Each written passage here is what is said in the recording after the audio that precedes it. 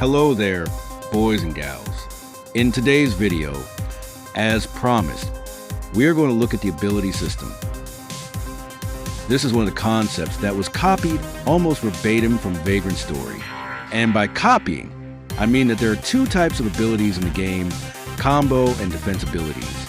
Combo abilities, just like in Vagrant Story, are supplementary normal attacks that can have special effects attached to them and can be executed in strings while a character has enough energy.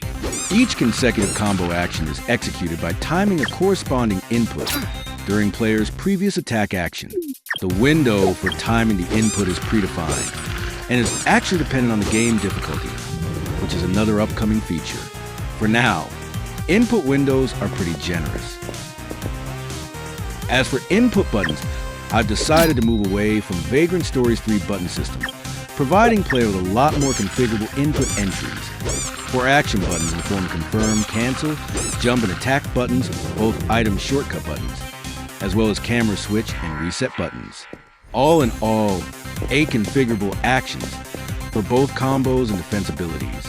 The configuration menu will be implemented later and separately.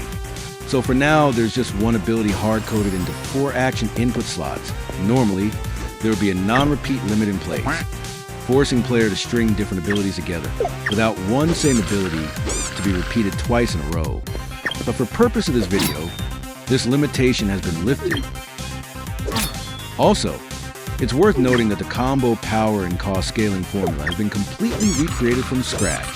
Basically, in Vagrant Story, all of the combo attacks had a 2-point increment each time and were added to the combo string, while the risk cost grew exponentially after several hits.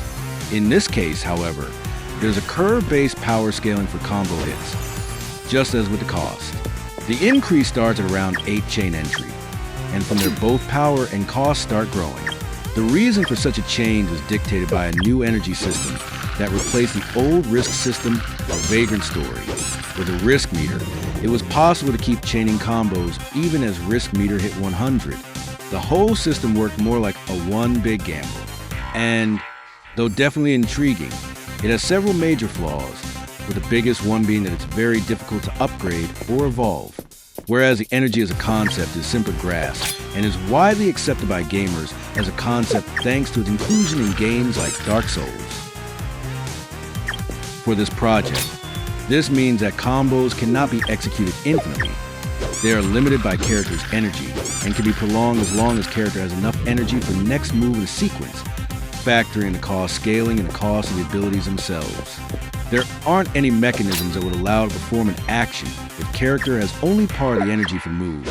You always have to have the exact amount for the action to succeed. Conversely, there's now a way to upgrade the maximum amount of energy points that the character has. For instance, through consumables, just like the hit points and mana points are upgradable in Vagrant Story. This means that with time and effort, players can get their combos enhanced naturally, or they can instead choose to limit themselves to a certain maximum amount of energy, for instance for specific challenges. And now, the second major part of the abilities group, the defense abilities. Again, just like with combos, defense abilities as a concept were transferred mostly as is from Vagrant Story. They also have been adapted to work with energy, as opposed to risk. This also means that in order to perform any defense ability, character needs to have exactly enough energy, otherwise it won't trigger.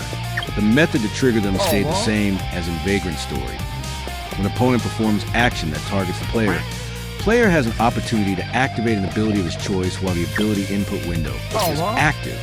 Player can perform input too early or too late, and if the input timing is right, the ability will activate automatically as soon as incoming action connects with the character.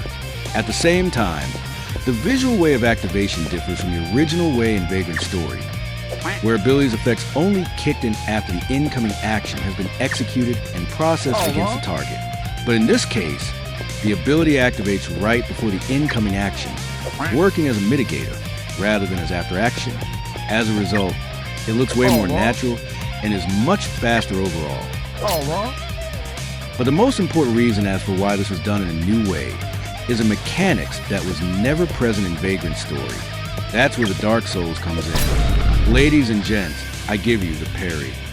It works just like it does in Dark Souls, and when it activates, the damage targeted character is completely nullified, and the attacker is staggered for a certain amount of time. Now, I already hear the obvious question. If we have parry, why even use any other defensive ability? Just parry the hell out of anything, right? Well, no. To balance the ability, it has a list of limitations. First of all, this ability will have to be learned, as it won't be available from the get-go. Aside from that, it will have to be a physical attack of an elemental affinity matching that of shield or a weapon used for parrying.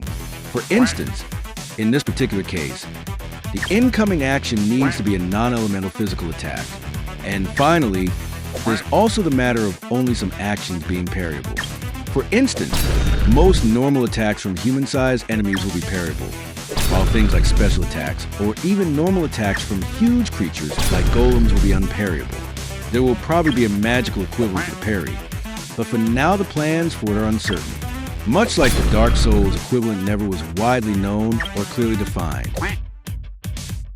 This is it for now. We're nowhere near the end of the combat system implementation, so several next videos will also focus on it, showcasing the upcoming features like weapon arts, magic, special attacks, consumables usage, and so on. Thank you for watching, and have a good day.